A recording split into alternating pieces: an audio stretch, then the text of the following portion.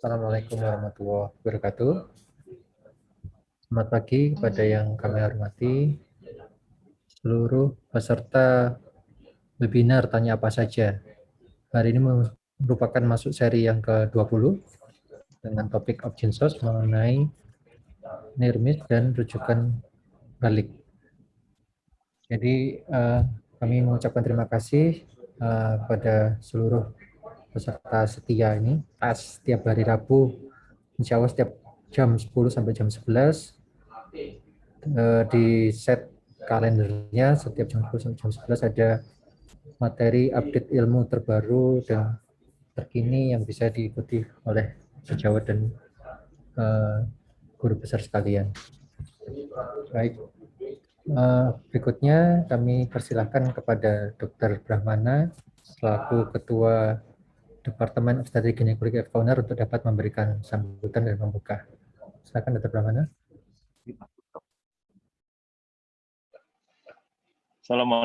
Assalamualaikum warahmatullahi wabarakatuh. Waalaikumsalam. Selamat pagi, yang saya hormati Dr. Bambang Trianto, guru saya, Dr. Budi Prasetyo, Dr. Erlin, Dr. Pandu, dan sejawat semua, senior-senior, guru besar, dan para partisipan pada pagi hari ini. Tidak terasa ini yang ke-20 kita ketemu setiap hari Rabu. Jadi nanti sepanjang 2021 mudah-mudahan bisa sekitar 52 kali kita ketemu, dan ini dapat menjadi sarana peningkatan wawasan dan kemudian sarana pengembangan keprofesionalisme dalam kedokteran. Mudah-mudahan topik pada pagi hari ini bermanfaat. Topik berganti dari semua divisi setiap hari Rabu, jangan lupa jam 10 sampai 11 membuka laptop, kemudian login. Dan nanti sertifikat juga akan dikirimkan. Seandainya ada kendala, segera menghubungi kami. Kalau ada usulan topik, segera menghubungi kami, akan bisa kami organisasi untuk acara tersebut. Terima kasih sekali lagi untuk panitia, Dr. Pandu, Dr. Seto, Dr. Firda, Dr. Sabrina, untuk mengawal acara ini setiap hari Rabu. Kalau ada salah di sana-sini, saya yang paling bertanggung jawab, saya mohon maaf sebesar-besarnya. Terima kasih. Assalamualaikum warahmatullahi wabarakatuh. Waalaikumsalam warahmatullahi wabarakatuh. Terima kasih Dr. Brahmana telah memberikan sambutan. Jadi izinkan saya menyapa guru-guru saya, Dr. Bambang Trianto sebagai konsultan, dan Dr. Budi Prasetyo SPOG konsultan sebagai narasumber kita pada pagi hari ini. Assalamualaikum Dok. Waalaikumsalam warahmatullahi wabarakatuh. Mohon maaf, dan Dr. Hanifa Erlin SPOG sebagai narasumber, Dr. Bambang Trianto sebagai moderator. Assalamualaikum Dr. Erlin, selamat pagi Dok. Waalaikumsalam warahmatullahi wabarakatuh. Terima kasih Dr. Pandu. Ya, jadi hari ini kita akan membicarakan topik mengenai kasus-kasus NIRMIS ya Dr. Erlin, Dr. Budi, dan bagaimana sikap kita terhadap kasus-kasus NIRMIS tersebut. Kita memberlakukan pembarujukan balik di Rumah Sakit Umum Daerah Dr. Sutomo. Oke, sebelum dimulai, kami ingatkan kembali kepada para peserta, apabila ada pertanyaan atau diskusi bisa disampaikan pada kolom Q&A atau bisa raise hand, sehingga bisa bertanya secara langsung kepada para narasumber maupun ikut diskusi dengan moderator. Oke, silakan mungkin sebagai pembuka Dr. Erlin ini mungkin yang paling paham ini mengenai audit NIRMIS. Monggo Dr. Erlin. Kira-kira bisa disampaikan seperti apa? Mungkin ada yang belum punya gambaran seperti apa sih NIRMIS itu, apa yang masuk kriteria NIRMIS, kemudian bagaimana cara kita mendatanya. Ya, terima kasih Dr. Pandu. Mohon izin Dr. Budi ini apa? Dr. Budi dulu nih. Nggak apa-apa, Dr. Erlin. Silakan Dr. Erlin. Nanti kita Ya, ada Dok. Budi ya. Oke. Baik, selamat pagi yang terhormat senior sejawat dan juga guru-guru kami yang telah bergabung pada siang hari ini. Jadi di sini kami dari Objinsos mengangkat tema mengenai review kasus NIRMIS maternal dan juga menyinggung sedikit tentang rujuk balik yang kami berikan dari Rumah Sakit Dr. Sutomo terkait dengan pasien-pasien yang dirujuk kepada kami. Nah, terlebih dahulu Mohon izin untuk share screen mungkin ya dok sebentar saja, mungkin 1-2 menit. Monggo dok. Jadi mengenai latar belakang kenapa, mengapa kok kita mengangkat maternal near miss ini ya. Jadi sebenarnya latar belakangnya ini WHO sebenarnya sudah menyinggung tentang near miss ini sejak tahun 2005 sebenarnya. Jadi kemudian direvisi-revisi kembali sampai ada satu metode yang disempurnakan pada tahun 2011.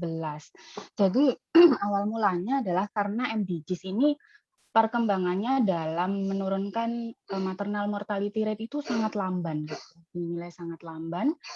Jadi WHO menilai sangat urgent untuk ditemukan solusi yang dapat menangani masalah ini.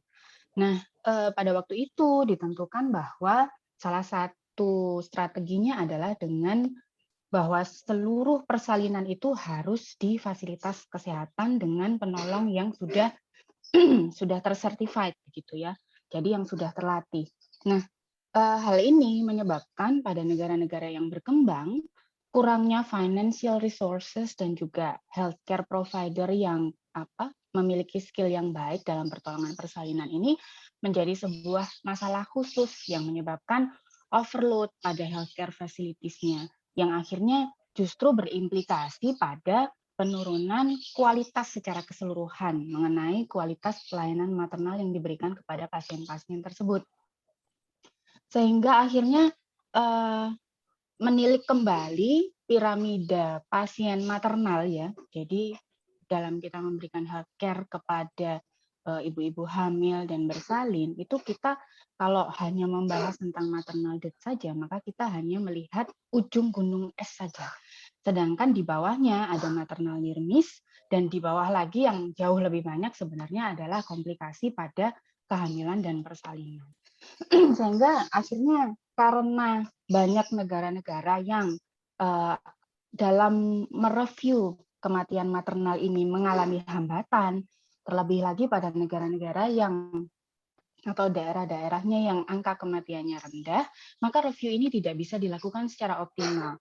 Karena itu diperkenalkan maternal near miss review atau maternal near miss approach, di mana juga melihat kehamilan maupun persalinan hingga 42 hari setelah persalinan itu, di mana didapatkan satu kondisi yang mengancam nyawa seorang ibu dan ibunya selamat begitu ya. Sehingga ini dinilai menjadi satu keuntungan yang cukup besar terkait dengan purpose untuk bisa menganalisis background permasalahan dari setiap kasus. Karena near miss cases ini memang jauh lebih banyak dan dia memiliki latar belakang yang hampir sama, bahkan sama dengan kematian-kematian maternal yang terjadi, dan juga ini menimbulkan satu beban mental yang cukup signifikan, jauh lebih kecil terhadap healthcare provider-nya, di mana diharapkan maka review maternal near miss ini akan membawa banyak hasil yang lebih jelas mengenai background atau permasalahan dari sebuah kasus. Dan juga ini tidak terbatas pada vaskes sekunder dan tersier saja, bahwa review maternal near miss ini juga bisa dilakukan di vaskes primer, di mana terjadi satu kegawat daruratan maternal yang akhirnya mungkin contohnya HPP yang sudah sangat banyak di puskesmas, kemudian denyut jantung bayi yang akhirnya di rumah sakit rujukan ternyata menjadi fetal distress. Nah, hal-hal inilah yang kemudian bisa dilakukan. Jadi sebenarnya near miss case review itu tidak terbatas pada rumah sakit tersier saja, tetapi juga bisa di vaskes primer dan sekunder. Dan kita mengenal ada 3 kriteria. Ini sekilas saja bahwa WHO itu sudah menentukan kriteria-kriteria kasus near miss yang bisa dijadikan pembahasan untuk mengidentifikasi masalah-masalah pada pelayanan maternal yang diberikan di sebuah vaskes. Gitu. Jadi kira-kira itu yang bisa saya sampaikan sebagai pendahuluan, dokter. Selebihnya mungkin lebih ke diskusi saja mungkin. Ya baik, sedikit nambah saya dari Dr. Erlin. Jadi memang intinya kalau kita membahas near miss itu banyak sekali keuntungan yang bisa kita dapat. Pertama ya beban mental dari sejawat yang merawat, dari teman-teman sejawat, dan semuanya ini tidak seberat yang kalau dead case, karena ini pasiennya selamat. Walaupun ini harus dibahas untuk mencegah terjadinya kejadian serupa di kemudian hari. Intinya seperti itu, dan kasusnya lebih banyak. Jadi kalau sudah dijelaskan Dr. Elin, kalau dead case itu hanya puncak gunung es, bawahnya itu near miss. Jadi itu lebih menarik dan menarik untuk dipelajari, tapi tidak menarik untuk pasien ya. Dan yang kedua, kasusnya lebih banyak. Dan sedikit tambahan tentang masalah rujuk balik. Jadi sejak 2 tahun yang lalu itu dari Rumah Sakit Dr. Sutomo kita memberikan lembar rujuk balik. Jadi banyak sekali rujukan-rujukan yang masuk ke Rumah Sakit Dr. Sutomo, kemudian kita berikan rujuk balik, harapannya satu sebagai feedback. Jadi yang merujuk itu juga mengetahui bagaimana nasib rujukan yang sudah dilakukan. Yang kedua sebagai pembelajaran. Jadi pembelajaran, oh ternyata di Rumah Sakit Dr. Sutomo dilakukan seperti ini dan kemudian outcome-nya seperti itu. Nah, lembar rujuk balik ini juga bisa dilakukan, bisa kita berikan pada kasus yang sudah selesai ataupun masih berjalan. Jadi pasien masih dirawat di sini, kita berikan rujuk balik. Intinya seperti itu. Jadi harapannya ya ada feedback, ada pembelajaran dan kewaspadaan untuk kasus-kasus yang sama di kemudian hari. Demikian, salah sejauh sekalian. Mungkin ada yang dari pertanyaan, Dr. Pandu, Dr. Ya, Dr. Bambang, mungkin ada tambahan, saya Dr. persilakan Bambang. Dr. Bambang dulu, mungkin ada tambahan. Oke. Iya. Assalamualaikum warahmatullahi wabarakatuh. Waalaikumsalam. Selamat siang kepada rekan-rekan semua, kepada Ketua SMF, Departemen, Dr. Brahma Skandar SPLB, dan rekan-rekan yang lainnya, bahwa memang sekarang kita dihadapkan pada dua masalah, di mana satunya belum selesai, kedatangan masalah gelombang COVID-19. Akibatnya seolah-olah badai kematian ibu belum berakhir, ditambahi suatu pekerjaan yang tidak kalah pentingnya. Nah, tetapi kita tidak boleh menyerah karena kesehatan ibu itu sudah ada patronnya, sudah ada jalannya bagaimana, seperti tadi disebutkan, ketika ada suatu kegawat daruratan, maka tata caranya bagaimana sudah banyak dibuat. Dan di Jawa Timur, itu dibuat kesepakatan-kesepakatan di masing-masing rumah sakit dan di dinas kesehatan. Sehingga hal ini bisa ditangani, termasuk bagaimana yang nantinya kalau dirujuk tahu-tahu balik lagi alasannya tidak mampu. Sudah ada pertanyaan, apakah ini perlu diaudit? Apakah betul dia nggak mampu? Ya, karena apa? Terus terang, sekarang ini BPJS layanannya akan semakin baik. Makin banyak rumah sakit mencari BPJS. Terus terang, di rumah sakit daerah, di rumah sakit swasta utamanya, ini banyak mereka tersokong oleh BPJS ini. Tetapi juga kadang-kadang ada suatu permainan untuk kasus-kasus rujukan ini, yang sebetulnya risiko tinggi di situ mampu oleh karena paketnya tidak mencukupi dan sebagainya mungkin ya. Tapi ini bisa diatasi dengan adanya koordinasi dengan Persi, koordinasi dengan dinas kesehatan dan dengan profesi utamanya. Contohnya ini, ya PAS ini adalah forum di mana pelayanan kesehatan reproduksi, utamanya maternal dan KB, ini bisa dilaksanakan lintas sektor dalam arti baik itu si penyedia SDM, baik itu yang penyedia layanan rumah sakit, baik itu regulatornya. Nah, dengan demikian kita bisa mengukur, oh iya, ini prioritasnya dan sebagainya. Tadi sudah dibikinkan suatu segitiga piramida oleh Mbak Erlin, bagaimana ini untuk memulainya prioritasnya yang akan ditangani lebih dulu. Saya kira kita karena sudah punya organisasi yang dalam bentuk wadah yang dikoordinir oleh Dinas Kesehatan Persi, maka ini kita manfaatkan. Jadi tidak perlu ada investigasi perorangan menyangkut person salah satu unit layanan itu nanti akan merusak kekompakan kita bersama. Saya kira itu sementara yang bisa kami tambahkan. Assalamualaikum warahmatullahi wabarakatuh. Ya, silakan kalau ada pertanyaan. Ya, nyuwun sewu Dok, ini sudah ada yang raise hand. Mungkin kita persilakan Dr. Agus Sulistiono dulu nggih, mungkin kalau ada yang monggo Dok. Terima kasih Pak Pandu. Bisa didengar ya? Bisa Dok. Nggih, matur nuwun sangat. Jadi alhamdulillah ya. Jadi apresiasi sekali untuk Dr. Bambang, Dr. Budi dan Dr. Erlin ya. Jadi sangat-sangat membuka kita bahwa kita ada hubungan timbal balik dengan perujuk. Nggih. Jadi ini insya Allah moga-moga saja ini juga akan membawa kedekatan kita, silaturahmi kita untuk menurunkan angka kematian ibu ya. Jadi moga-moga saja ini tidak bertepuk sebelah tangan. Moga berharap demikian. Nggih. Ada dua pertanyaan, nggih. Satu, nggih, nun sewu, mohon arahan ya. Jadi untuk yang diberikan rujuk balik itu semua kasus atau hanya kasus-kasus yang ada surat rujukannya, Dokter Budi atau Dokter Erlin? Nggih, kan ada pasien itu datang sendiri, ada datang dengan surat rujukan. Nah, itu yang kita kasih surat rujukan itu apakah yang datang sendiri itu juga kita kasih surat rujuk balik? Nggih, itu yang pertama. Kemudian yang kedua, ini rasanya kita berpikir sebagai pusat rujukan.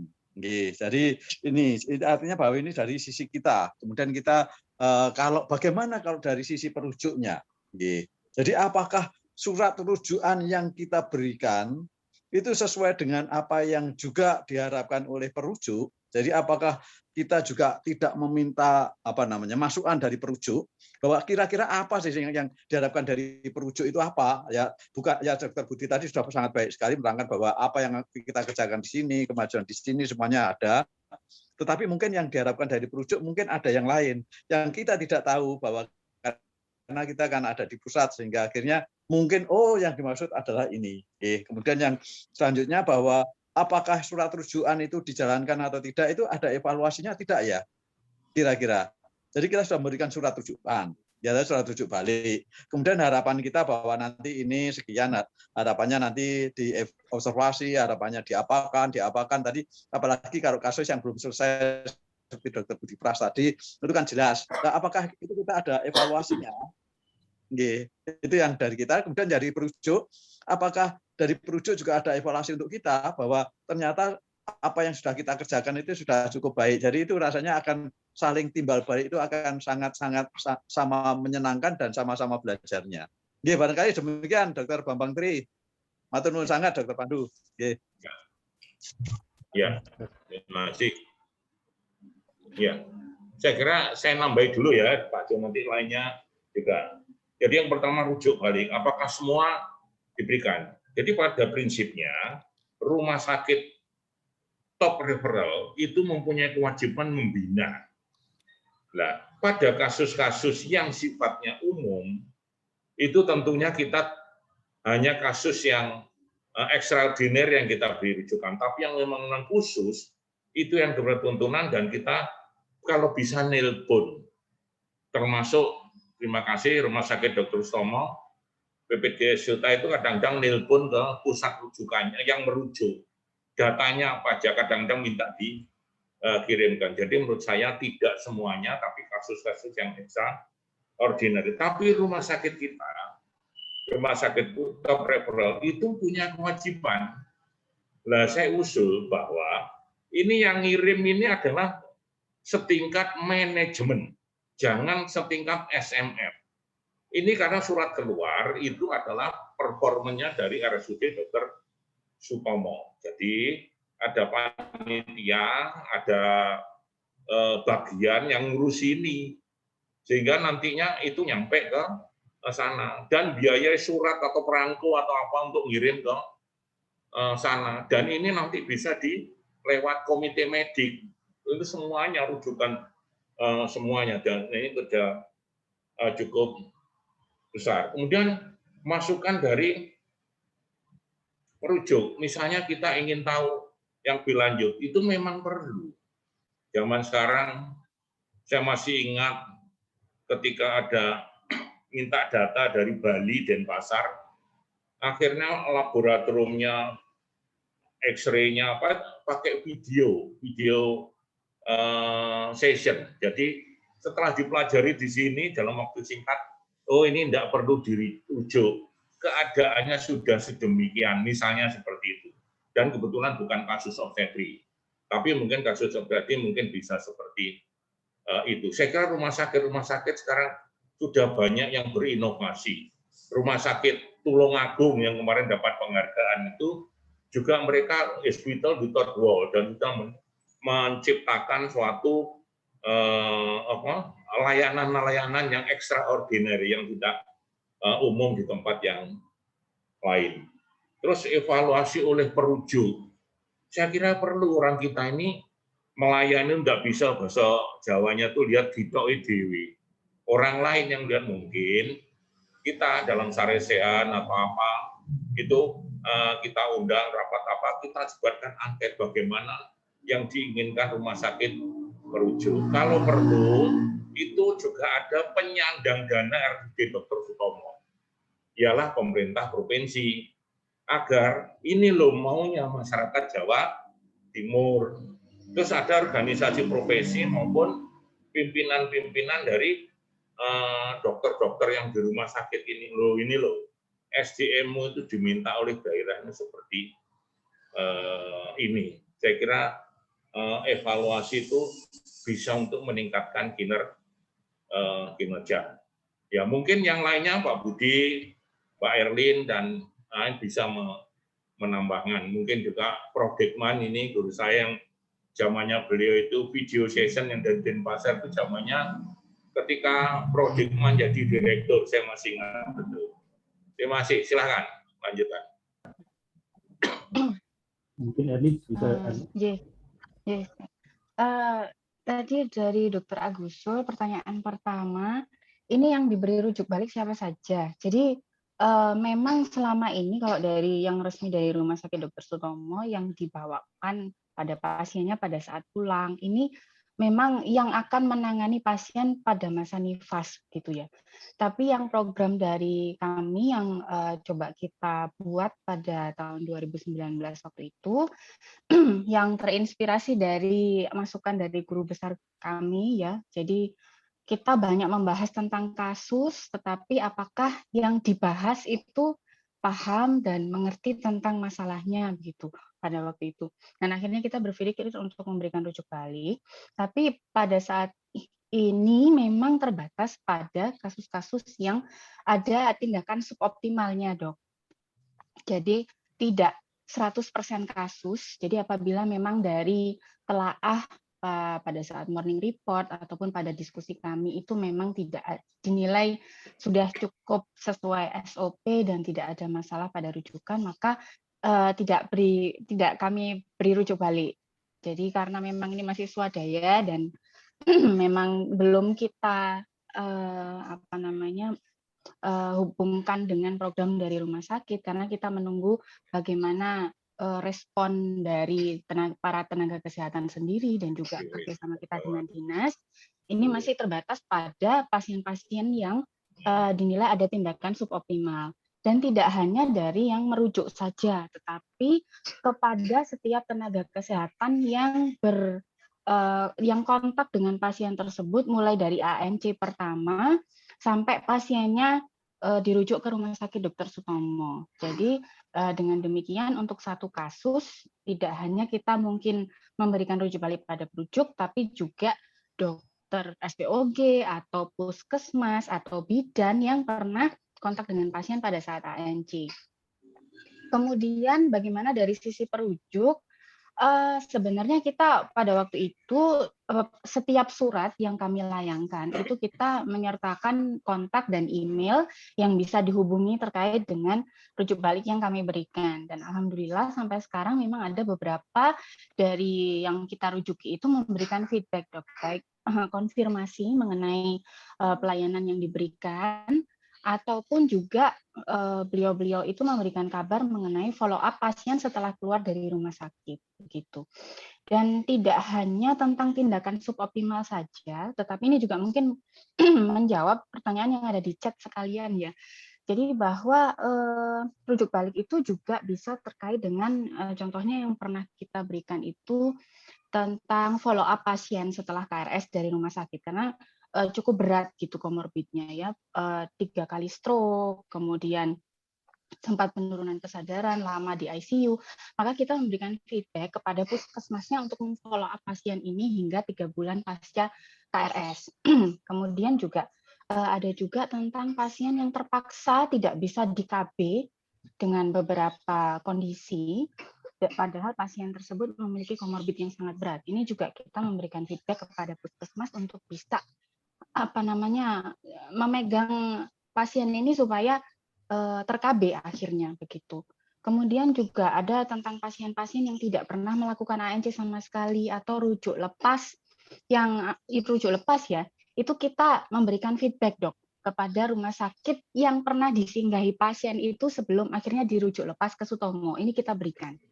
Kemudian juga untuk pasien yang tidak pernah ANC sama sekali, padahal mungkin komorbidnya banyak, itu hipertensi, obesitas grade 3, itu kita memberikan feedback kepada puskesmas di wilayah pasien tersebut, bahwa ada pasien ini yang ternyata tidak bukan pendatang, tapi ternyata tidak pernah ANC begitu. Dan ini juga ada pasien yang pulang paksa dengan berbagai alasan, kita juga kerjasama dengan Dinas Kesehatan dan juga puskesmas setempat. Jadi memang kasusnya beraneka ragam. Kemudian evaluasi untuk kita sampai saat ini memang ada feedback, Dokter Brahmana dan Dokter Budi mungkin juga pernah gitu ya mendapatkan feedback terkait dengan pelayanan dari kita sendiri itu ada, karena kita juga memberikan kontak yang bisa dihubungi. Ini juga tertandanya memang ketua departemen begitu ya. Jadi ada banyak cara untuk bisa memberikan feedback ke kita. Kemudian rujukan itu dijalankan atau tidak, memang saat ini tidak ada yang spesifik untuk satu rujukan yang kita berikan, kemudian kita follow up, ini memang belum, Dokter. Jadi sebatas kita masih kerjasama dengan Dinas Kesehatan untuk berkomunikasi dengan nakes-nakes yang terkait tersebut tentang tindakan-tindakan suboptimal yang kita dapatkan, kemudian juga berkomunikasi dengan beliau-beliau tentang masalah apa sebenarnya yang ada di lapangan yang melatar belakangi sehingga ada tindakan yang tidak bisa diberikan kepada pasien tersebut. Jadi kita masih pada tahap itu sebenarnya. Nah, ini kita harapkan nanti mungkin ada masukan-masukan lebih lanjut terkait dengan hal ini. Dan Dinas Kesehatan juga sangat menyambut baik. Jadi dari Dinas Kesehatan Jawa Timur ini juga memberikan tindak lanjutnya menggunakan rujuk balik ini sebagai masukan untuk pembinaan-pembinaan di 10 kabupaten kota dengan angka kematian tertinggi, dan juga mengharapkan bahwa model dari pemberian rujuk balik ini tidak hanya dari tersier saja, tetapi dapat diadopt juga untuk vaskes sekunder dan primer begitu. Jadi sebenarnya adalah untuk bisa meningkatkan awareness terhadap kasus-kasus emergensi maupun near miss, sehingga kita tidak hanya dipusingkan oleh kematian maternal saja, padahal yang near miss atau yang kegawat daruratan itu sebenarnya harus juga tetap dievaluasi. Apakah pelayanan maternal selama ini ke pasien tersebut sudah baik atau ada yang masih bisa diperbaiki. Begitu kira-kira, Dokter. Mungkin ada asupan tambahan, Dokter. Kita tambahan aja. Jadi ya memang yang diberikan rujuk balik memang yang kira-kira mendapatkan pelayanan yang ada pelayanan suboptimal atau ya mendekati near miss dan sebagainya. Jadi intinya sehingga satu kasus yang kita berikan rujuk balik bukan hanya satu lembar rujuk balik ke rumah sakit yang bersangkutan, tapi juga memberikan rujuk balik ke, tadi sudah dijelaskan Dr. Eli, misalnya antenatal care-nya di BPM atau di SPOG. Kita juga memberikan rujuk balik seperti itu. Misalnya ada kasus eklamsi yang masuk ke Sutomo, dan kita deteksi ternyata belum ada misalnya deteksi preeklamsi pada usia 12 minggu. Nah ini kita berikan feedback sampai ke yang melakukan antenatal care yang pertama kali. Itu sampai sedemikian. Kemudian kita juga memberikan feedback ke pemegang kebijakan dalam arti dinas kesehatan provinsi, termasuk dinas kesehatan kota setempat, sehingga ada istilahnya pembahasan kasus, ada pembinaan mungkin supaya tidak berulang kasus seperti itu. Kemudian biasanya dari provinsi itu setiap 6 bulan itu kita ada fokus group discussion ya Dr. Eli sebelum pandemi itu. Jadi kita diundang, kemudian beberapa yang mendapatkan surat rujukan balik ya diundang, kita sama diskusi, dan kita juga mendapatkan data mengapa kok apa yang terjadi di lapangan, di jejaring kita dan sebagainya, supaya ada solusi yang bisa kita capai agar ya untuk peningkatan pelayanan. Intinya seperti itu aja. Mungkin ada yang belum mengetahui, misalnya sekarang ada program deteksi dini preeklamsi dan sebagainya sehingga belum dilakukan, kemudian kita berikan penjelasan bahwa ternyata ada seperti ini. Jadi bukan hanya yang di rumah sakitnya, tapi sampai beberapa stakeholder kita berikan rujuk balik untuk satu kasus. Demikian Dr. Zul. Ya, saya nambahkan sedikit lagi, Pak. Jadi dari sisi organisasi profesi, tadi juga ada penanya, sebagian sudah dijawab, bagaimana pembinaannya untuk yang ternyata perlu diinvestigasi, mungkin dia tidak jujur. Dalam ketidakjujuran dalam hal ini suboptimal pelayanannya sehingga menimbulkan suatu morbiditas atau kasus yang hampir celaka nirmis ini, maka organisasi profesi, misalnya POGI itu juga sudah berkiprah bahwa SDM-nya ini akan diberi pembinaan, diklarifikasi. Ada beberapa senior di sini yang bisa memberi masukan untuk kasus yang demikian, apa yang seyogyanya harus dilakukan. Sehingga dengan demikian itu komprehensif. Dari sisi institusinya, mungkin dinas kesehatan sama Persi nanti yang membina. Kami pernah bersama-sama ke Nganjuk, karena di situ ada laporan SDM-nya bla bla bla bla bla. Rumah sakitnya tidak berdaya, akhirnya kita klarifikasi misalnya seperti itu. Jadi kita tidak semata-mata investigasi beramai-ramai seolah-olah mempermalukan yang bersangkutan, tidak. Jadi dari sini sesuatu yang masih bisa dibina ya akan diajak yang lebih baik. Saya kira itu tambahannya. Terima kasih. Oke, terima kasih.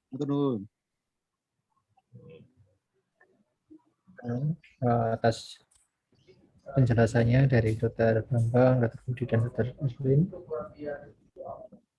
Jadi tadi sudah banyak masukan-masukan yang bagus dari Dr. Bambang mengenai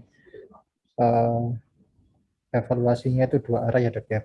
Ternyata sama Dr. Evelyn tadi sudah disampaikan, kita selama memberikan rujukan balik itu memberikan kontak person gitu ya Dok, berupa email ataupun nomor handphone yang bisa dihubungi. Mungkin tadi usulan dari Dr. Bambang bisa dilakukan secara sehat atau diberikan angket gitu yang diberikan ke rumah sakit perujuk. Apa harapan dari rumah sakit perujuk kepada rumah sakit tersebut. Kemudian yang kedua, yang mengirim setingkat manajemen rumah sakit. Jadi antara institusi mungkin itu bisa lebih formal dan akhirnya tidak langsung ke pribadi yang bersangkutan supaya harapannya itu kesalahan yang sama tidak terulang sehingga terjadi perubahan perilaku. Mungkin ada pertanyaan dari peserta ini. Oke, ya saya bacakan ya, mohon izin. Selamat pagi, mohon bertanya jika ada rujukan balik ke rumah sakit tingkat 2. Tapi saat pasien kembali ke rumah sakit sekunder tadi ditolak karena tidak bisa merawat. Kemudian dirujuk kembali ke rumah sakit Sutomo. Bagaimana jika ada kasus seperti ini? Apakah perlu dilakukan investigasi kenapa tidak bisa merawat padahal sebenarnya kasus kompetensi rumah sakit tingkat 2? Ya, mohon pendapatnya ini para narasumber dan monggo Dokter. Dokter Elin mungkin. Jadi kalau masalah yang seperti ini memang harus saat itu juga ya penyelesaiannya. Jadi karena memang pasiennya memang masih berjalan pelayanan maternalnya, seyogianya memang kita langsung berkomunikasi dengan rumah sakit yang bersangkutan. Kalau memang dinilai bahwa penanganan di vaskes tingkat 2 itu ada benefit yang lebih besar bagi pasiennya. Misalkan jarak dari rumah ke rumah sakit tersebut memang lebih dekat daripada ke Sutomo, atau ada yang lain benefit untuk pasiennya begitu ya. Tapi ya itu harus dipertimbangkan betul. Jadi mungkin memang ada latar belakang yang menyebabkan akhirnya vaskes sekunder tersebut kembali merujuk ke Sutomo begitu. Jadi seyogyanya hubungan antar vaskes itu selalu dibina ya. Jadi tidak hanya komunikasinya per surat. Jadi sebenarnya ini menjembatani bahwa kita tidak bisa langsung berkomunikasi dengan nakes-nakes yang terlibat di yang memberikan pelayanan pada saat ANC atau waktu kontrol 2 bulan sebelumnya begitu. Jadi sebenarnya ini menjembatani itu. Tapi kalau untuk perujuk langsung sebenarnya kita bisa berkomunikasi langsung pada saat itu. Kita bisa memberikan feedback secara langsung ya, telepon atau menghubungi via WA, kemudian juga memberikan feedback tentang follow up pasien tersebut, kondisinya di Rumah Sakit Dr. Sutomo. Jadi memang seyogianya untuk pasien-pasien yang real time itu sedang dirawat dengan komunikasi antar vaskes perujuk dan yang dirujuk ini harusnya terjadi pada saat itu juga begitu. Jadi untuk pasien yang seperti itu tadi sih lebih baik komunikasi antar vaskes ya yang diperbaiki. Ya mungkin dari saya begitu dok, Ya, mungkin ada baik. tambahan. Saya nambah sedikit. Dari evaluasi yang kita lakukan memang salah satu pelayanan support email itu dari masalah organisasi ya, di mana masalah komunikasi itu yang nomor satu. Sehingga komunikasi itu bisa internal dari vaskes tersebut maupun antar vaskes. Sebenarnya kalau kita lihat seperti ini, apakah perlu sangat investigasi? Saya kira ini cuma untuk konfirmasi saja bahwa memang mungkin pada saat itu ada, kalau kita lihat ya, ada ketakutan ada rumah sakit yang mampu kehamilan, jadi dia mampu merawat kehamilan risiko tinggi misalnya, mungkin karena ada SPOG-nya dan sebagainya. Tapi pada saat persalinan mungkin juga harus ada rumah sakit yang mampu persalinan risiko tinggi. Sehingga ini yang jadi permasalahan, apakah begitu dia mau persalinan, misalnya ada pasien dengan kelainan jantung, apakah dia mempunyai ICU yang sesuai dan sebagainya. Nah ini yang perlu kita cermati sebenarnya. Sehingga yang penting adalah safety first, safety patient ini. Dan kalau memang bisa di vaskes tingkat 2 dan perlu dirujuk, ya mungkin harus di vaskes tingkat 2, terutama misalnya kasus-kasus yang memerlukan time saving. Misalnya pasien dengan kehamilan ektopik terganggu yang dengan kondisi yang pre-shock, ya di mana bisa dilakukan di vaskes tingkat 2, ya seyogyanya dilakukan di vaskes tingkat 2. Atau pasien yang pasca salin kemudian jadi bertahan pasca salin, mungkin juga dilakukan tindakan dulu di vaskes tingkat 2, karena ini time related. Jadi seyogyanya itu yang mungkin selama ini yang kita juga memberikan feedback seperti itu. Karena ini time related, seyogyanya dilakukan seperti itu. Bukan, tapi tetap bila dirujuk, sekarang memang ada sedikit perubahan alur. Jadi kalau merujuk memang kita juga berdiskusi juga dengan jawat anestesi di RES tentang penerimaan pasien. Mungkin nanti Dr. Elin bisa ditambahin tentang masalah alur dari RES, kemudian dari IRD, sehingga mungkin dari jawat mungkin merasa agak kesulitan dan sebagainya, tapi ini demi untuk perbaikan dari pelayanan rujukan. Ya, mungkin demikian tambah sedikit. Ada satu lagi mungkin ini Dr. Pandu yang di atas. Oh iya, tadi sebetulnya sudah sedikit dibahas oleh Dr. Elin, pertanyaan mengenai Assalamualaikum, saya izin bacakan. Assalamualaikum, mohon sebutannya untuk kasus yang nyaris cedera atau nirmis, kadang faktor permasalahannya itu bukan pada vaskesnya, tapi pada pasien. Misalnya pasien dengan compliance rendah, pasien hamil tapi tidak pernah melakukan ANC, kemudian pada saat seharusnya beliau periksa sesuatu ternyata tidak sesuai jadwal. Nah, ini bagaimana mengatasi faktor pasien ini, Dokter Budi, Dokter Elin, Dokter Bambang. Memang Jadi, mungkin semua terkait ya, dengan tingkat pendidikan ya, kembali lagi, dan awareness dari pasien itu sendiri mengenai faktor risiko pada kehamilan. Bagaimana kita cara meningkatkan awareness dari pasien. ya Dokter Pandu. Dari dulu, zaman dulu mungkin ya bertahun-tahun yang lalu hal ini enggak pernah disebutkan. Bagaimana faktor dari pasien itu dinilai bisa mempengaruhi sebuah outcome dari pelayanan maternal. Cuman dengan berbagai inovasi yang telah dilakukan, kemudian juga sistem yang kita buat sedemikian rupa sehingga dimanapun penduduk itu berada seharusnya bisa nyampe tangan kita gitu. Kita ini artinya tenaga kesehatan, fasilitas kesehatan gitu harusnya tetap tercapai. Jadi ada banyak sekali masalah-masalah yang kita temukan hingga pasiennya dirujuk ke Rumah Sakit Dr. Sutomo. Jadi contohnya pasien dengan preeklamsia berat gitu ya. Harusnya waktu itu didiagnosis preeklamsia berat, tapi dari puskesmas diberi rujukan untuk ke rumah sakit. Akhirnya apa yang terjadi? Pasiennya diam di rumah begitu sampai seminggu kemudian. Akhirnya sampai di Sutomo sudah dalam keadaan health syndrome, edema paru, begitu ya. Nah ini ada banyak faktor pasti yang mempengaruhi. Entah pasiennya itu nggak ada yang mengantar, transport dan sebagainya. Nah inilah yang justru kita berikan masukan kepada teman yang ada di vaskes primer untuk bisa tahu bahwa pasien-pasien yang dirujuk itu enggak semuanya langsung berangkat gitu ya. Kalau kita berikan contoh dengan kasus-kasus tersebut di mana akhirnya morbiditas terhadap ibu dan bayi itu cukup signifikan gitu.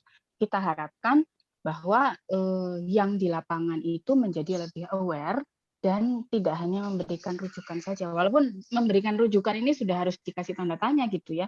Dengan pasien preeklamsia berat ini banyak yang diberi rujukan. Padahal seharusnya dirujuk sebagai kegawat daruratan maternal, diberikan MGSO 4, langsung dirujuk dengan pendampingan tenaga kesehatan pada saat itu juga. Jadi memang kasus-kasusnya ini kompleks dan seharusnya memang faktor dari masyarakat itu bisa diakomodir oleh sistem kesehatan kita sekarang gitu ya. Jadi jangan menyerah dengan faktor dari pasien ini. Jadi tetap kita ada upaya-upaya bagaimana untuk mengatasi masalah tersebut. Mungkin Dokter Budi ada tambahan ke Dokter Terima kasih Dokter Elin. Tidak lupa juga, kita kan juga memberikan feedback ini bukan hanya ke vaskes perujuk, tapi juga dinas kesehatan. Nah, dinas kesehatan itu selama beberapa tahun ini ada namanya program pendampingan. Jadi pendampingan ibu hamil itu sudah pernah dicoba zamannya Pak Gubernur Pak Karwo, dengan Bu Karwo itu ada program pendampingan untuk ibu hamil. Jadi ini yang mungkin nanti bisa dilakukan usulan tapi dari dinas kesehatan sebagai pemegang kebijakan. Kita sudah pernah melakukan penelitian di Bangkalan, mungkin Dokter Elin masih ingat, dan tentang masalah pendampingan pada ibu hamil. Memang kalau didampingi, ada pendampingan, si ibu ini juga meningkatkan kewaspadaan. Jadi awareness-nya akan meningkat sehingga dianya mau bukan hanya kontrol kehamilan, tapi melakukan persalinan di tenaga kesehatan dan melakukan KB. Nah, ini yang perlu kita usulkan mungkin. Jadi untuk merubah budaya memang sulit, tapi kita perlu kita melakukan pendampingan. Nah, pendampingan ini juga dilakukan juga misalnya di Universitas Airlangga, setiap mahasiswa itu ada ada kesediaan mungkin mahasiswa itu bersedia tidak mendampingi ibu-ibu hamil. Jadi mulai dengan program Geliat dari FKM dan sebagainya. Dan ini kita sudah pernah publish, Dr. Elin, jadi memang kalau dengan pendampingan, maka deteksi kehamilan risiko tinggi meningkat oleh tenaga kesehatan, sehingga penanganan komplikasinya juga menurun. Jadi yang dirujuk lebih dini, tidak sampai ke tahap yang gawat darurat. Demikian. Jadi mungkin bisa dengan program pendampingan Dokter Haria. Terima kasih. Menambahkan. Prof, monggo Ya, Prof. monggo, Prof. Ini mau contoh gini, ini bagus sekali ya. Kita biasanya bicara molekul yang daki-daki itu, tapi sebenarnya pada akar rumput ini sangat penting sekali. Jadi pertama pertanyaan saya itu apa payungnya sebenarnya ya? Apa ini patient safety? Ya. Maaf tadi saya agak terlambat ya. Di mana ada sasaran 6 patient safety itu adalah selamat pasien ya. Di situ apakah ini termasuk kejadian nyaris cedera ya? Belum terjadi, tapi sudah terpapar. Apa sudah cedera? Tadi saya tidak sempat membaca definisinya near miss itu ya. Apa ini termasuk kejadian nyaris cedera? Ya, jadi ini karena pendekatan lain ada investigasinya ya. Kapan segera itu kan bisa KNC, KTD dan sebagainya, KPC, lupa saya artinya apa. Itu ada investigasinya. Itu nanti tempat terujuk ya. Itu satu ya. Kedua, apakah ini kan paling besar rujukan ya. Rujukan itu fungsinya kalau saya meskipun pengalihan kewenangan ya, tapi intinya adalah ini supaya dimengerti semua ya. Pendapat saya pribadi ya. Pertama bahwa dimanapun dia berada, seorang ibu Indonesia itu kalau membutuhkan pelayanan, maka dia harus akses itu harus dapat. Ini menyangkut HAM ya. Di pucuk gunung, kalau dia punya myomautria atau sistem ovari yang mengganggu radiografnya dan harus dioperasi, maka dia harus bisa. Dengan cara bagaimana? Dengan rujukan. Ya, termasuk juga kehamilan tadi. Kedua adalah bahwa kita itu harusnya satu garis komando ya. Gitu ya. Dokter Stoma itu garis komandonya kemana? Ke Paskes level 21 yang mana ya. Sehingga kalau orang merujuk ke sana itu nggak dulu ya, ini dulu nggak tahu sekarang selalu dibully lah oleh yang menerima itu. Kok gini kok dikirim? Kok masih begini sudah dikirim? Ya, nanti kalau kok telat kirimnya? Itu bahkan di Surabaya sudah sering terjadi begitu. Ini apa? Karena tidak sadar bahwa kita satu tim. Itu ada anggota kita yang datang ke situ untuk melakukan kirim. Yang ketiga adalah untuk efisiensi. Ya. Jadi sering sekali saya kalau mau report itu saya juga tegur. Sudah dapat echo atau kok diulangi lagi. Padahal tidak banyak bedanya. Ya. Itu tidak efisien. Jadi tadi ini di mana masuknya itu? Kedua, apakah ini masuk dalam juga? Tadi banyak saya tangkap ya, tapi tercampur aduk gitu. Adalah safe motherhood. Ya. Kalau saya ingat, safe motherhood itu paling bawah ada empowerment of the woman, equality of the woman. Ini nomor satu, Pak. Maka itu waktu orasi PIT saya bicara tentang kesetaraan gender. Ya. If you teach one woman, then you teach the whole world. Ya. Kalau kamu mau mengajar satu orang wanita, maka seluruh dunia itu sudah ikut terpelajari. Kedua, ini yang tadi disebut adalah memperkuat primary healthcare. Ya. Jadi kedua mengenai. Dan ketiga, ini adalah komunikasi yang efektif. Ini sasaran dari bersama teman-teman efektif. Untuk apa? Untuk change of behavior. Bagaimana kita komunikasi aktif dengan masyarakat, rakyat, supaya change of behavior yang dulunya tidak mau jadi mau, tidak tahu jadi tahu, tidak mampu jadi mampu. Termasuk juga BPJS, termasuk juga dokter-dokternya. Jadi 3 itu level. Baru kemudian pilarnya. Dan pilar pertama itu kan family planning. Tadi mau report, Prof. Villa mengatakan sekarang tidak ada PKPRS, tidak ada family planning. Tidak sadar family planning. Padahal family planning itu, to plan the size for the family, itu pertama dari motherhood. Kemudian baru antenatal care, kemudian baru safe and clean obstetric delivery, post-abortum dan sebagainya. Ya. Nah, dalam rujukan ini, tadi saya katakan begitu, sebenarnya tidak harus merujuk pasien dulu. Saya setuju sekali tadi. Harusnya tadi Dr. Bambang sudah mengatakan harus refer of information dulu. Telepon dulu. Sekarang sudah digitalisasi ya, bisa dikirim gambar fotonya bagaimana, USG-nya bagaimana, ya, laboratorium bagaimana. Ya. Kemudian mungkin refer of spesialis ya. Kenapa tidak kita datang ke sana ya? Waktu saya dulu direktur ya, itu radiomedik itu sangat berguna luar biasa. Nggak tahu sekarang ada. Sangat cepat ya. Kejadian seorang kepala dinas nabrak pohon ya. Saya ditelepon, terus saya bilang cobalah cari informasi dulu. Ya, tidak sadar, ternyata tidak perlu dikirim. Kita ngirim pas spesialis ke sana untuk melakukan tindakan di sana. Jadi ini tadi rujukannya ya. Bagaimana kita merujuki? Tidak harus pasien itu. Kalau orang mau rujuk harus telepon kita informasinya bagaimana sehingga waktu datang itu dan dimonitor terus ya. Dulu pakai radiometrik ya. Kalau HP itu agak terlalu lama ya. Waktu datang sudah siap kita di UGD di depan pintu itu sudah berangkat dan sebagainya sudah siap, tenaga medis sudah siap, resusitasi sudah siap misalnya butuh resusitasi. Kemudian ketiga, ini apakah dalam rangka jangan balik itu harus ya continuous quality improvement CQI. Dari input ya inputnya di sana ya, input prosesnya 4S1E itu, outputnya apa diharapkan. Jangan sampai terjadi menurunkan morbiditas ibu, mortalitas ibu, quality of life ditingkatkan, dan standard of well-being. Kemudian kita monitor. Kemudian evaluasi, kemudian feedback tadi. Nah, dan feedback itu kepada siapa? Ini kan pertanyaan tadi, ada pemerintahnya. Kita sekarang birokratisasi ya, pangkas birokrasi. Sudah langsung aja ke yang bersangkutan, tapi tindasannya kepada pemerintah, daerah atau kepala dinas. Yang penting feedback, tapi tadi berhenti di situ, Dr. Elin. Harusnya ada koreksi. Ini salahnya apa? Oh, dia tidak tahu cara memanage preeklamsi. Ya, beri knowledge. Kalau perlu kita sekolahkan lagi atau kita didik sana. Tapi tadi katanya tidak bisa merawat pasien yang sudah dirujuk balik. Itu manajerial ya. Kita lapor kepada direkturnya minta apa. Jadi ini CQI ini.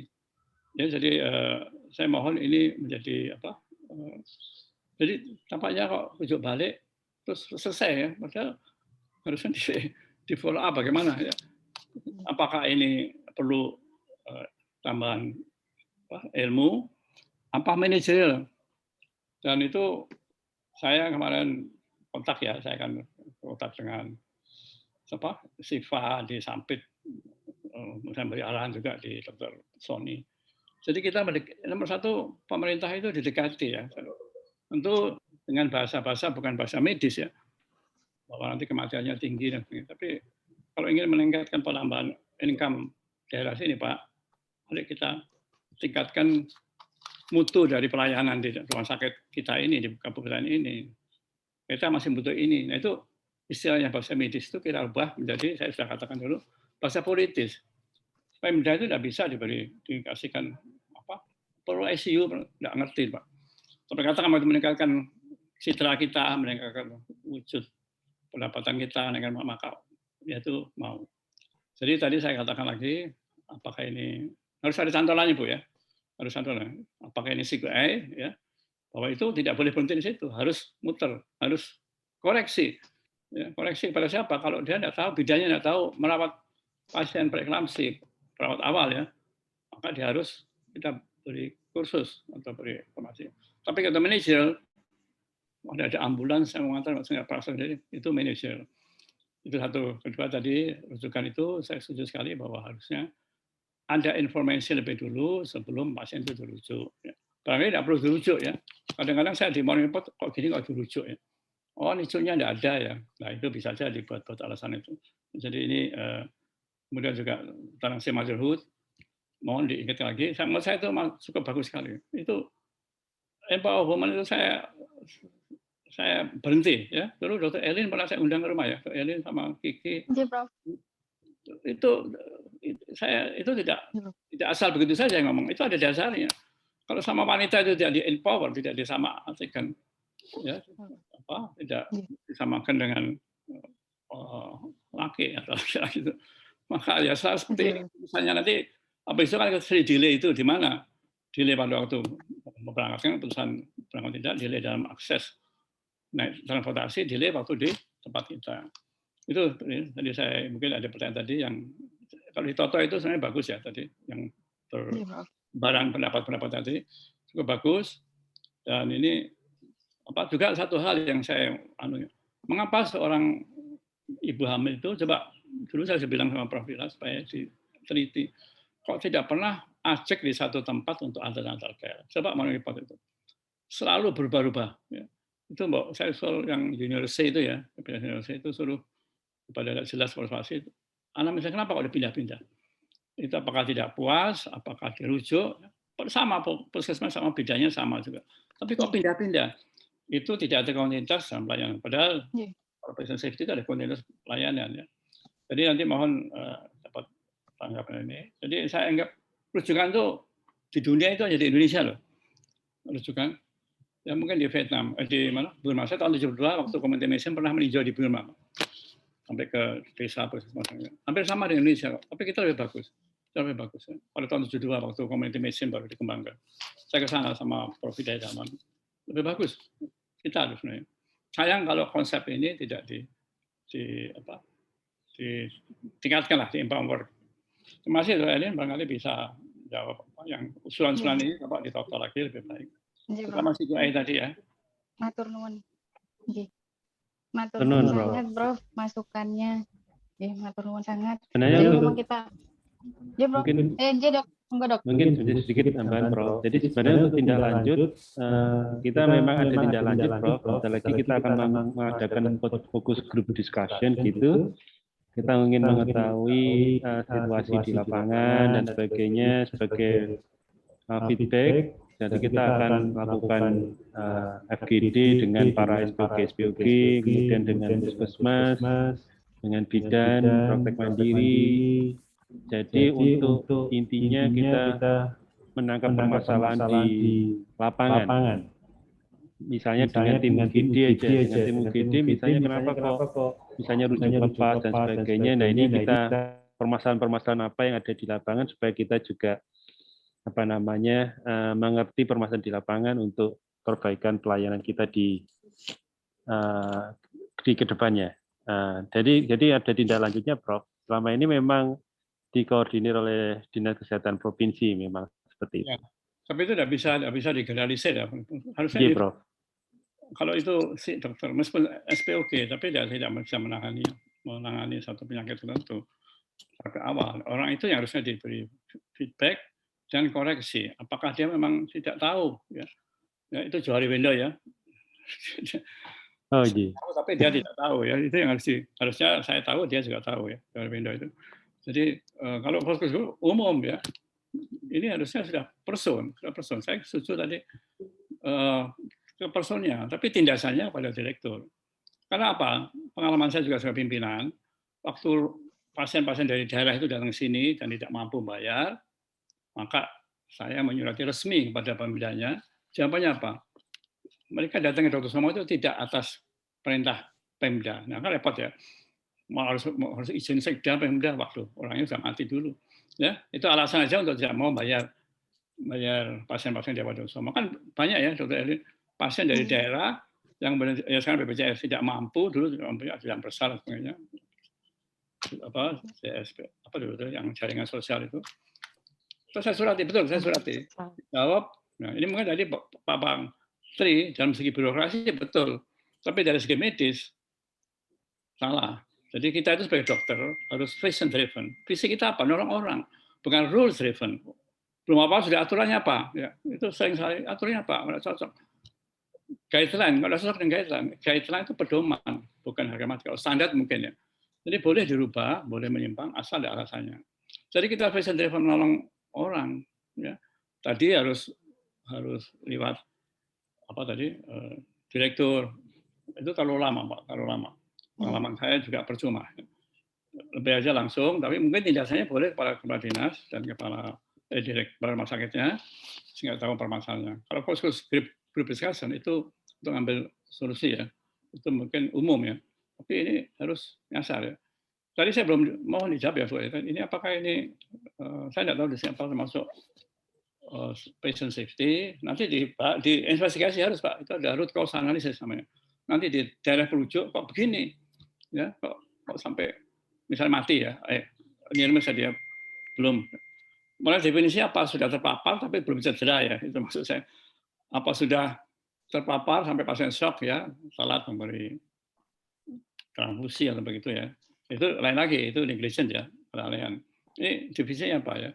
NIRMIS itu memang WHO, ada NIC ya juga, National Institute of Health itu juga ada definisinya.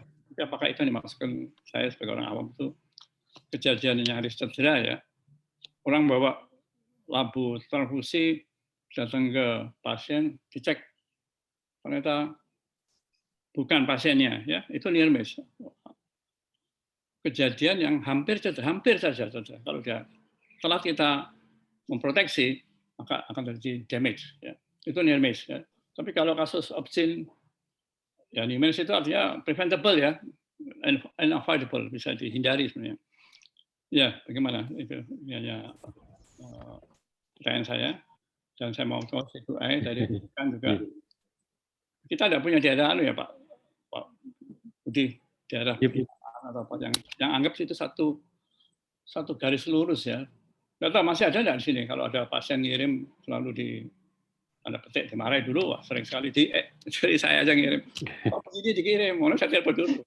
Ini kalau sudah loh kok sudah telat ini dikirim. Mereka tidak sadar. Kita satu garis komando itu ada anak buah kita yang kebetulan bekerja di. Nah ini harus dikembangkan. Ini. Iya, Prof. Baik, mungkin kalau saya bisa mencoba menjawab, Prof, mohon maaf, mohon izin kalau salah. Jadi memang ini termasuk salah satu dari upaya patient safety, Prof. Intinya seperti itu. Yang kedua memang kita tidak ada misalnya untuk ke Sutomo ini memang boleh dari mana saja. Memang dulu memang ada pembagian regionalisasi, tapi saya rasa ini hampir semuanya banyak sekali yang dari mana-mana juga bisa merujuk ke Rumah Sakit Dr. Sutomo, Prof. Intinya seperti itu, Prof. Jadi, dan alhamdulillah kok, mohon maaf, Prof, saya kira insya Allah kok tidak ada, Prof. Sekarang yang kenapa kok ini dirujuk dan sebagainya. Tidak, Prof. Insya Allah tidak ada sekarang.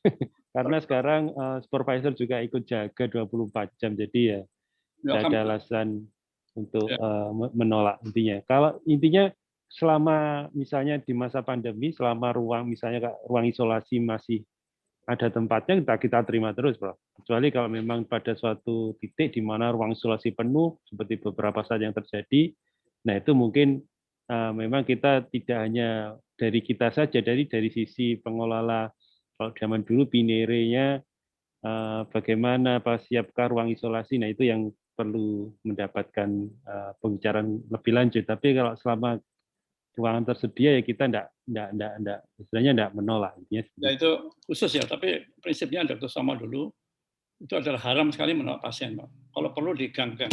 Kenapa? Karena Dr. Sutomo itu loh terminal terakhir bagi orang tidak mampu. Mau kemana lagi kalau ditolak sini?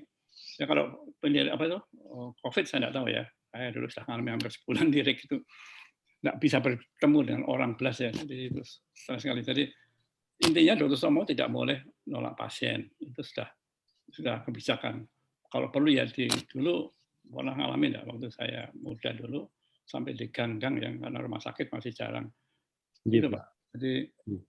Jadi saya tadi ingin mengatakan bahwa kalau dulu ada, saya usul gini Pak Budi ya, Dr. Elina. Jadikanlah Rumah Sakit Dr. Sutomo ini sebagai contoh rujukan yang baik ya.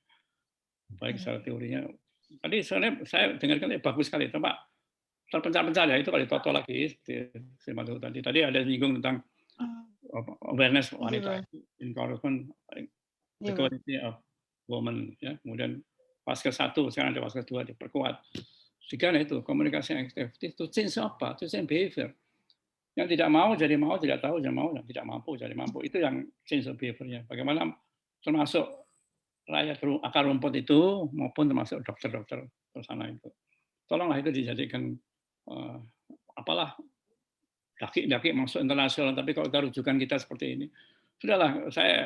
Dulu saya gambarkan Pak ya, gambarkan sebagai orang nyangkul bukit. Saya sudah presentasi di Malang. Pertama itu adalah level 1, mencangkul itu kulitnya dulu. Terus baru kedua, ini aspek risk faktornya. Kedua baru clinical aspeknya. Aspeknya cangkul kalau itu tidak ketemu batu, baru kita masuk ke biomolekuler, baru ke tempat intinya. Nah, kita belum sudah bicara apa PPDS, bisa suruh biomolekuler, ada basicnya tidak tahu. Jadi saya usul Pak, ya, itu saya merasakan betul orang-orang yang tidak mampu itu. Apalagi kemarin ada kasus CA yang sudah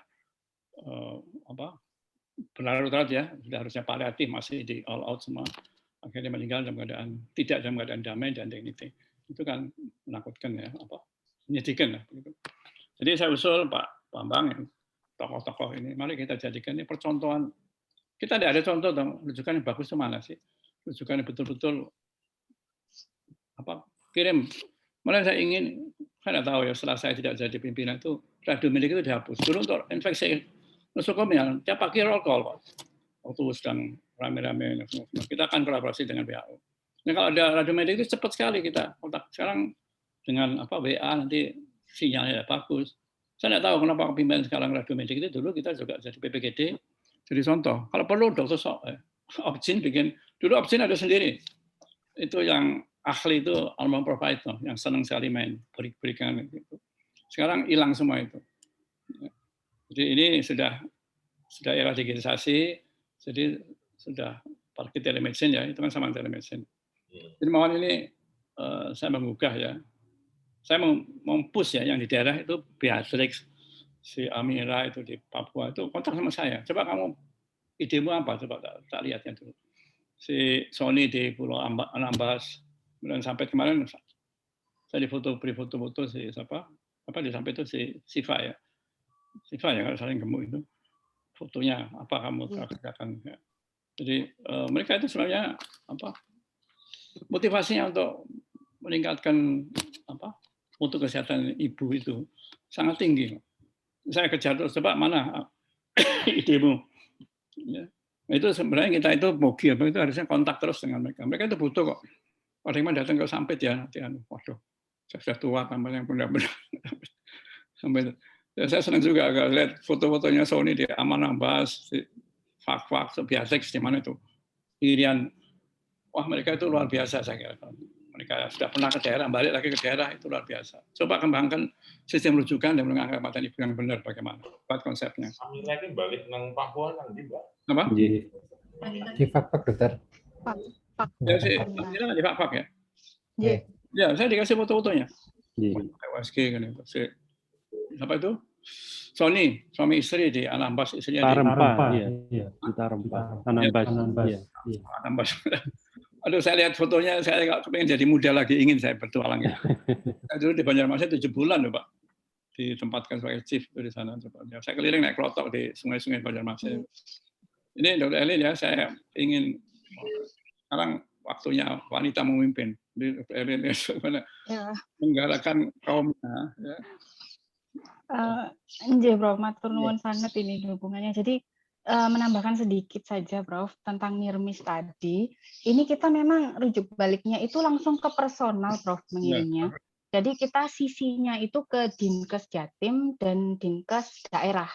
Jadi itu kita sisinya langsung ke Dinkes kabupaten yang bersangkutan, juga Jawa Timur. Jadi sempat di awal-awal sebelum pandemi, Prof, kita memang follow up-nya tidak FGD, tetapi memang memanggil, Prof. Jadi memang ada nakes-nakes yang dinilai memang ini cukup signifikan, begitu tindakan suboptimalnya. Ini kita undang istilahnya, bukan dipanggil ya, Prof, diundang. Kemudian waktu itu juga sempat Prof. Hendi juga ikut waktu itu, karena beliau sebagai ketua departemen waktu itu.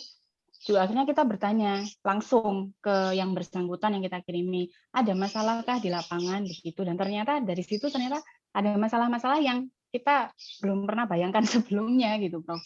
Ternyata bidan atau puskesmas dalam memberikan contohnya MGSO 4 saja itu juga berbeda-beda karena mungkin ada masukan dari perujuknya seperti apa, ternyata beda dari SOP dan sebagainya. Ada berbagai masalah seperti itu.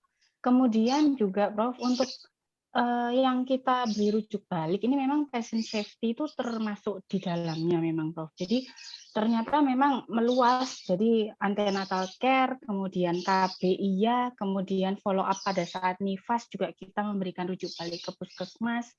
Kemudian ya banyak sekali, Prof, sampai ke pasien itu masih ada yang nggak berangkat ke rumah sakit karena nggak punya BPJS. Ini kan nggak boleh seharusnya ya, Prof ya. Jadi kita juga memberikan feedback kepada puskesmas maupun bidan yang menangani pada saat ANC bahwa P4K itu harus dipersiapkan sejak ANC awal gitu, transport, donor, kemudian pembiayaan. Ini juga kita, nah feedback itu, Prof, itu termasuk dengan saran dan masukan kita semua. Jadi dari MR, kemudian dari diskusi kami di Ojinsos, itu kita masukkan di situ, Prof, terkait masukannya dan apa yang bisa diperbaiki. Ya, dan juga mungkin dalam rangka Prof. Diperbaiki, saya bukan. Prof. Ya. Mohon maaf, Prof. Dokter, nyun sewu, mohon maaf mencelah sedikit. Ini karena waktunya sudah lewat 10 menit dan setelah ini kita akan dilanjutkan dengan Sogu. Mungkin saya, mohon maaf ya, saya berikan kesempatan sebentar saja untuk Dr. Bambang bisa menyimpulkan dari pertemuan kita pada siang hari ini, kemudian kita bisa menutup acara dan melanjutkan ke acara Sogu setelah ini. Monggo Dr. Bambang. Terima kasih. Ya, jadi pada pertemuan pada siang hari ini mengangkat 2 topik mengenai nearness dan rujukan balik. Kita mendapatkan ada 3 hal. Yang pertama mengenai near miss ini sendiri, bahwa kita harus bedakan seperti saran dari Prof. Dikman tadi, bahwa ini betul-betul yang near miss atau kategori yang lain ini harus jelas. Dan kalau bisa ini menurut saya harus disesuaikan dengan sekaligus kategorinya apa yang ada di BPJS. Karena kadang-kadang kita menyatakan ini gawat, tapi BPJS-nya tidak, maka dia tidak akan meng-cover, misalnya itu. Alangkah baiknya kalau itu bisa, sehingga semuanya tidak ada masalah. Kemudian yang kedua, bahwa kita memang sudah tidak putus-putus yang memberikan rujukan balik, hanya masalahnya di daerah ini kadang-kadang pemangku kebijakan tentang kasus-kasus yang dirujuk itu bergantung dokter jaga. Jadi kadang-kadang kalau yang jaga si A, kemudian ini kasus balik, maka lo bukan saya yang jaga, ini si A, tolong kirim sana. Kalau nggak ketemu sudah berhenti. Mestinya ada estafet, ada serah terima dan sebagainya, dan ada tanggung jawab komprehensif. Oh iya, tanggung jawab ini saya tanyakan, tidak saya lempar, tapi saya cari sendiri. Nah itu di sisi rumah sakitnya. Yang ketiga dari sisi rujukan baliknya sudah ada kesepakatan sebetulnya Dinas Kesehatan juga terlibat, organisasi profesi juga terlibat. Hanya sekarang ini memaintainnya, membinanya, mendampinginya, bagaimana jalannya ini tetap bisa sesuai yang kita harapkan, sesuai yang telah diputuskan, sesuai yang disepakati. Saya kira kita sudah banyak pertemuan, saran-sarannya semua baik, tetapi finishing-nya, penyelesaiannya sekarang harus kita kawal. Saya kira PR besar, jadi yang masih banyak kita lakukan, semoga aja dengan tambahan pekerjaan COVID-19 ini kita tetap kesehatan maternal tetap bisa kita tangani dengan baik. Akhirnya saya ucapkan terima kasih untuk semua pihak, utamanya Prof. Dikman, Pak Persorawuh, dan memberikan masukan. Saya kira ini yang bisa saya sampaikan. Terima kasih. Terima kasih Dr. Bambang Trianto. Sebelumnya saya sampaikan terima kasih yang sebesar-besarnya kepada para narasumber, Dr. Budi Prasetyo, Dr. Hanifah Erlin, dan Dr. Bambang Trianto sebagai moderator, pada seluruh sejawat senior yang telah hadir. Mohon maaf apabila ada masih pertanyaan yang raise hand yang belum bisa dijawab. Mohon maaf apabila ada kekurangan, kelebihan waktu. Dan saya izin mengingatkan lagi, nanti sekitar jam 12 kita akan ada menyelenggarakan Sogu. Monggo bagi yang tidak berhalangan bisa mengikuti acara Sogu. Demikian, izin kami tutup tas seri ke-20 mengenai NIRMIS. Kurang lebihnya mohon maaf. Terima kasih. Assalamualaikum warahmatullahi wabarakatuh. Waalaikumsalam warahmatullahi wabarakatuh. Waalaikumsalam warahmatullahi wabarakatuh.